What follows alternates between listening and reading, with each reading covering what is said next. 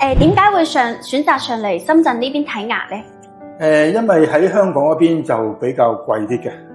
好過一兩次之後咧，有幾位嗰啲醫護咧非常好。咁朋友過嚟呢邊麥牙呢邊嘅睇牙嘅經歷咧，佢覺得還滿意嘛嘅效果？佢哋都滿意嘅。我都講咗啦，啱啱有一個上個月已經搞掂啦。佢種成4粒嘅，佢用快過我，佢搞掂晒。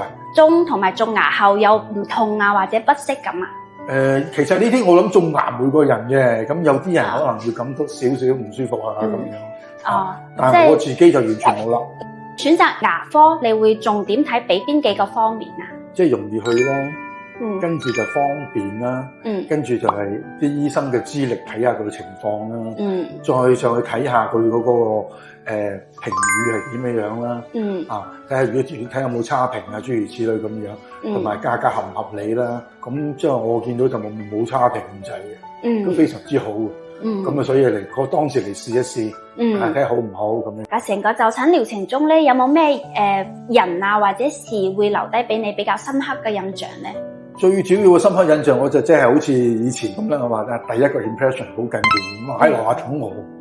阿鄧生係咪鄧生啊？咁樣我話幾開心啊！嗰陣時真係跟住入門口一入去 lift 度嗰個呢個你嘅接待員阿思月啊咁樣，哇咁真係好開心喎！因為嚟到好似等我咁嘅樣喎，嗰個我哋嘅第一個印象非常非常之好。